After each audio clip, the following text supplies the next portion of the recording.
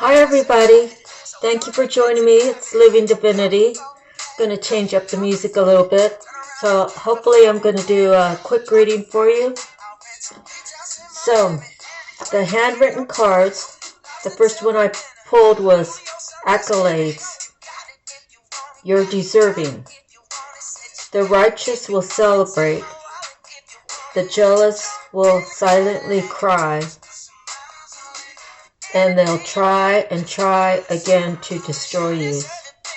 Once you raise your vibe so high that whatever someone who has a negative entity tries to put upon you, you don't even feel it. You might feel, sometimes I get like these burning sensation on my arms or the top of my legs and a bunch of little needles prickling all over, but and I have had that recently, but I already know what it is, so I don't let it bother me. It's kind of like a massage, right? Okay, so the next card is positively influence others. That's part of our path to build the interest about bettering your life. It's like the gift of gab, but using your gift of gab for the glory of God. Okay, and then the last card is, on your path you will encounter those who won't hold back. They won't hold you back, and God will propel and guide you. So right now I've been kind of a rolling single rock, and it's been quite a while, so it might be for me, or it might be for someone out there that if you've been working alone for a while, God's about ready to bring in your help, someone who has the same senses, someone who has an idea, intellect, to be able to, you both will be able to inspire each other. Okay, so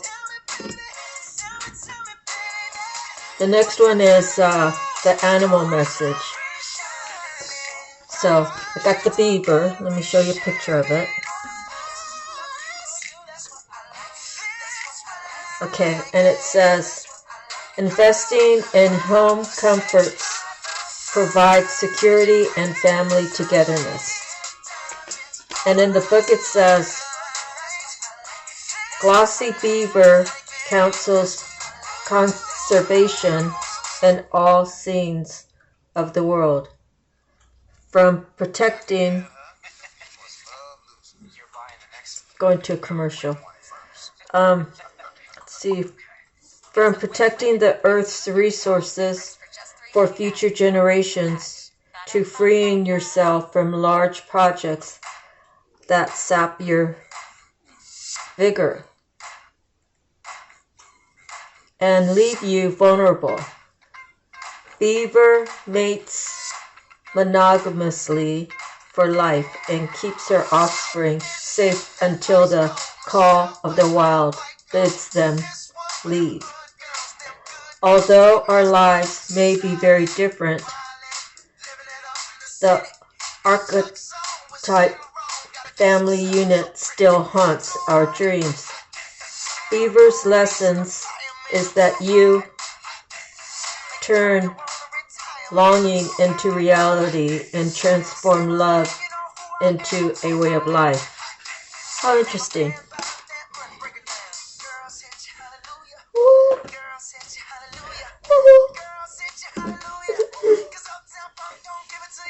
Okay, let me pause this so I can read these tarot cards. So next I pulled the Tattoo Tarot. On the bottom was the Queen of Swords.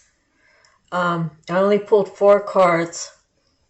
So I got the 4 of Swords, the 10 of Coins, the Four of Wands, and the Knight of Coins. So I'm going to read them out of the book, just to make sure you're getting a clear definition. The Knight of Coins. Oh, I'm sorry. Let me start from the beginning. The Four of Swords. Mental security, retreat, rest, peace, good organization of ideas, practical spirit. Limitations of rational thoughts, scientific rigidity. Okay. And the Ten of Coins.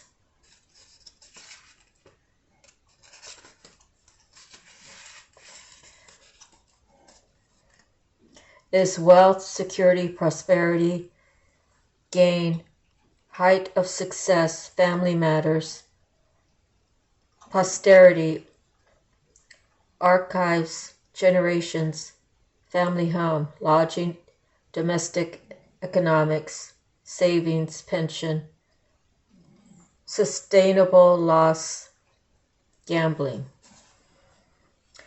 Now the Four of Wands. Peace and rest, holiday celebration, job well done, happy home, life, joyful outcome, and waiting for conclusion. Harmony, beauty, love is in the air. And let me see, the Knight of Coins. I think I read that already. No, see, the Knight of Coins is study, reflection, meditation, concentration, rule, application, instruction, scholarship, the love of learning and knowledge, a messenger, collecting and circulating information, management or its lack, liberal, luxury, wasteful. And the Queen of Swords, did I read her? She is a lady of manner, charming, magnetic, and friendly, loving, honorable, understanding, sympathetic, and practical, likes money but understands economy, snobbery, obstinance, deceit, social introductions, business success. Okay, so I read all the descriptions for you, and what I've learned about the Queen of Swords is that she is all the things that I read to you, but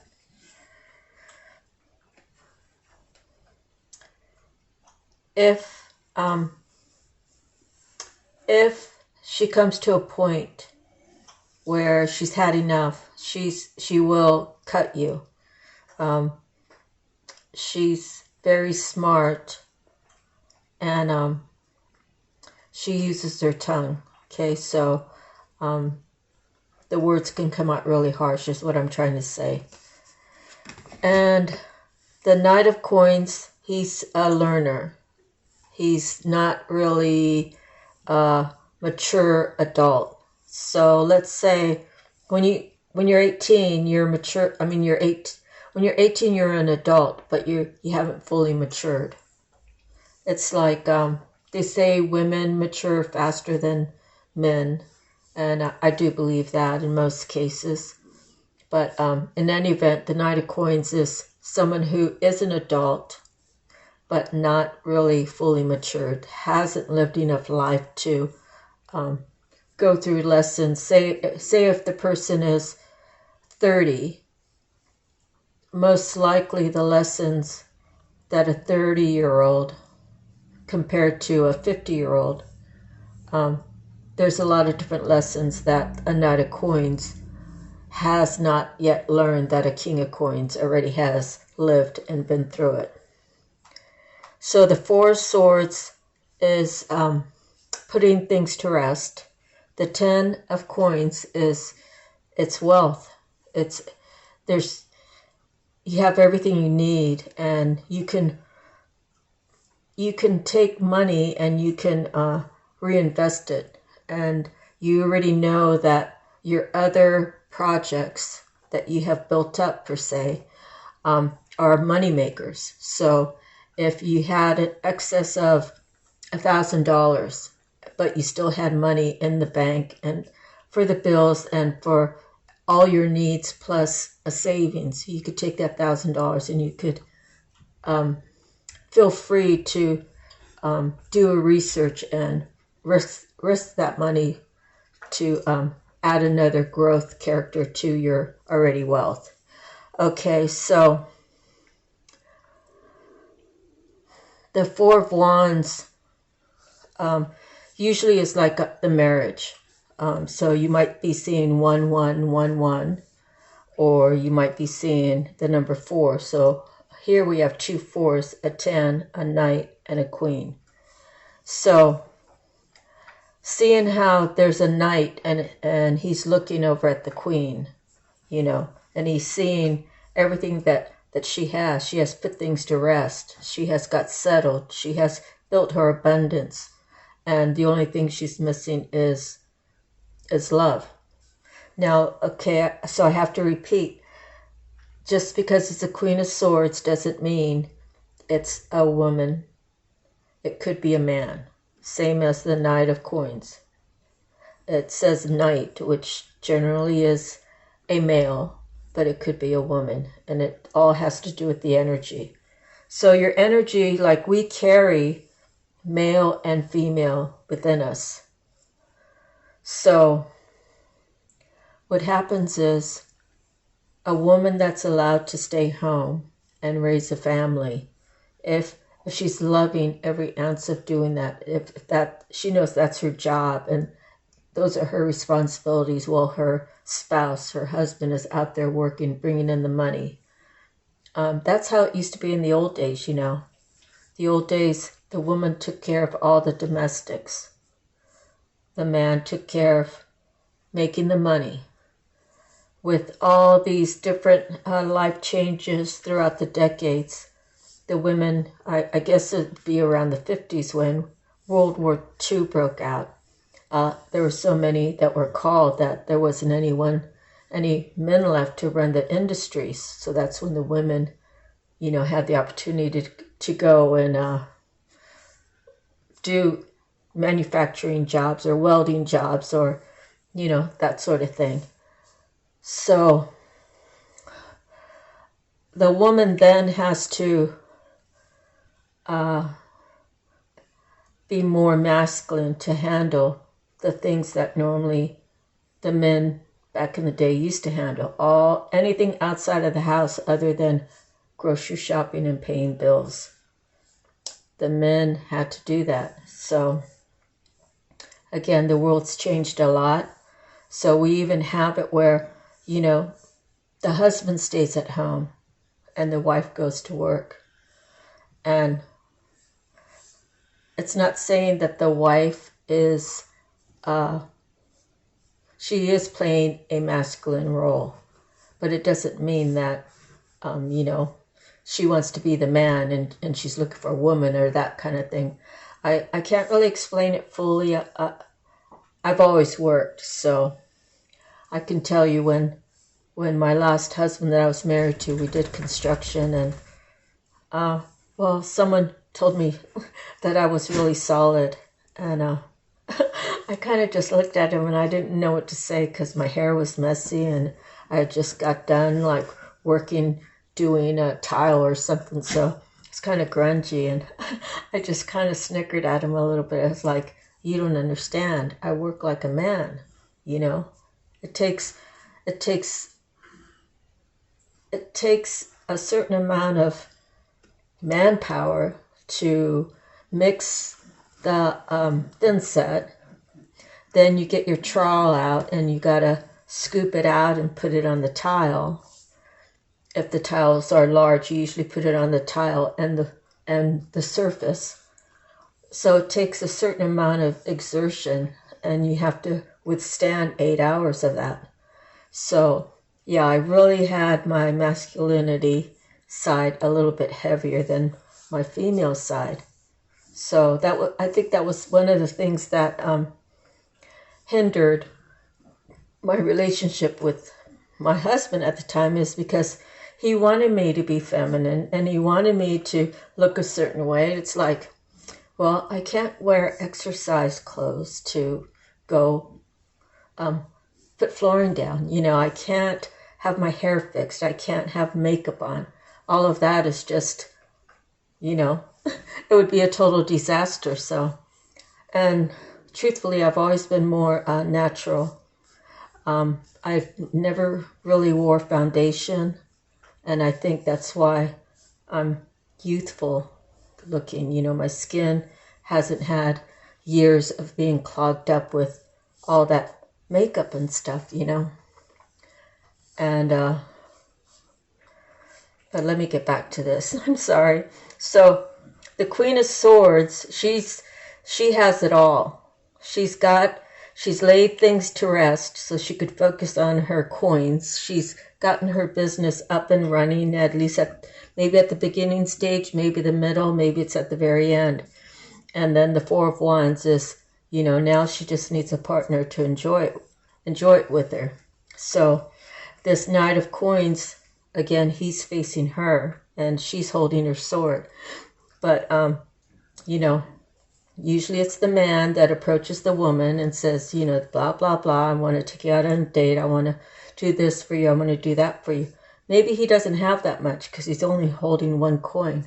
But that's all she needs. She needs him to give a little and be ready to soak up the knowledge that will make him an equal partner. And I'm sure there's things that he would know that she doesn't, because naturally, the opposite sexes, or even the same sex, one might have experience over here and the other one might barely have any experience. Well, the other one has experience over there but has barely any experience over here. So it has the possibility of being a real good thing. So it's a matter of balance. It's a matter of taking the time, once work's done, once the conversation about work is over with, or a partnership or whatever this is, then you leave everything outside the door. And when you walk into your home, then, you can be the couple and you can prepare dinner together. You can have home kind of discussions, and have outings that you two do together. So,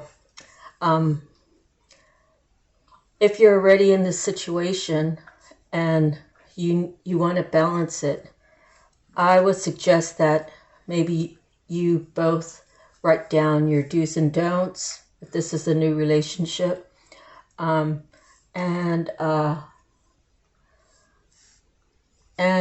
you commit to having mutual respect and mutual love for self and for each other.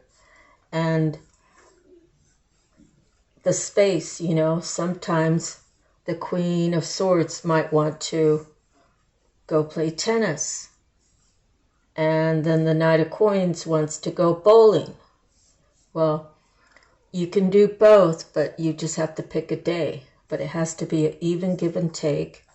You have to just try to enjoy everything about the other person, learning them, as well as continuing to learn yourself. And there's going to be growth spurts that you both go through together, and there's going to be growth spurts that you do separately.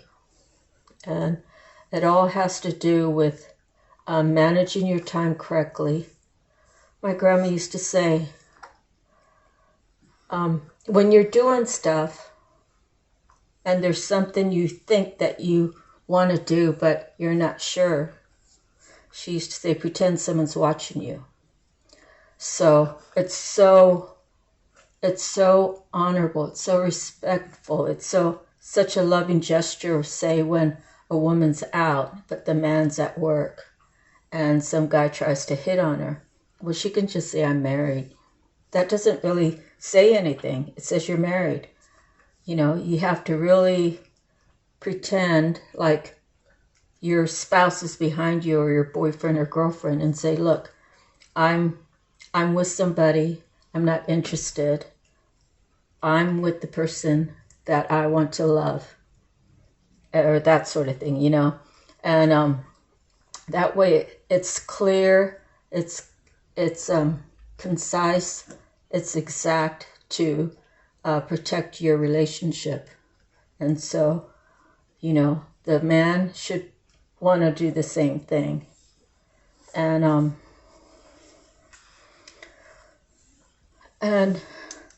then you can talk about having kids if you want to have a family.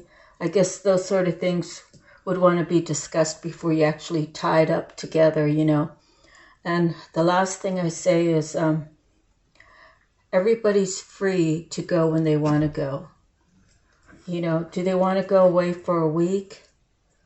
Well, maybe you're not happy about it, but, you know, you have to trust, you know, and whoever's going away has to give the reassurance that I'm going away for these reasons, not for anything else, kind of thing. It's all business, you know. I'm not going to be going bar hopping at night. I'm not going to go to strip clubs. I'm not going to go out on a date. I'm not going to try to sleep with somebody or stuff like that. But, I mean, there has to be really a kind of a good reason, you know. That sometimes people do need their space, you know. Sometimes people do need their space, and they just have to be respected.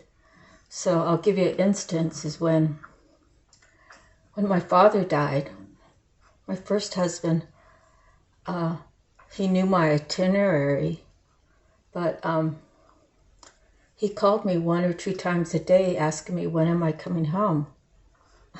I'm like, I mean, that was proof to me that he didn't trust me. I was with my family, you know. So in that situation, if he's calling me 2 or 3 times, or 1 or 2 times a day, or whatever it was a constant thing when he knew what my itinerary was.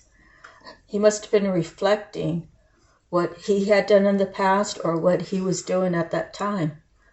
You know, I needed to mourn. I needed to be with my family. I needed to go through the process of being with my family when my father died. But instead, I had to take his calls 1, 2, 3 times a day until I got home. That's the last thing that someone would expect, but it happened to me, so I guess it could happen to someone else. So I think if I would have just been able to know more about everything that I know now, I probably would have said, you know, I'm not going to take your calls anymore. You know, when my itinerary is when I go to get on the plane, I'll call you and let you know I'm with my family and you need to respect me. But it was just an ongoing thing. It about drove me nuts. So sometimes people do need their own space, and you just have to allow it. And the other thing is, if they ever decide that, hey, you know, I've been with you for 2 years and things aren't working out, you know, I got to get on my way. I can't do this anymore. You really, if you're whole inside, of course, you're going to be a little hurt, but, you know, you're going to let him go. You know, you're going to be a big boy or a big girl, you know, and you're going to understand that, yeah, I guess it really isn't working out. We've tried, but we can't get a resolution, so why carry it on for 19 years? And honestly, that's what I did. I let it go on for 19 years. But again, I would never have had my daughter, so I would never wish that never happened, because, again, you're either getting blessings or you're getting lessons. And a 19-year marriage, there were some blessings in there, but there were a lot of lessons that I needed to get knocked like 3 or 4 times before I woke up, you know. But I won't ramble any further. I hope you enjoyed the reading. I hope you found this resonated for you.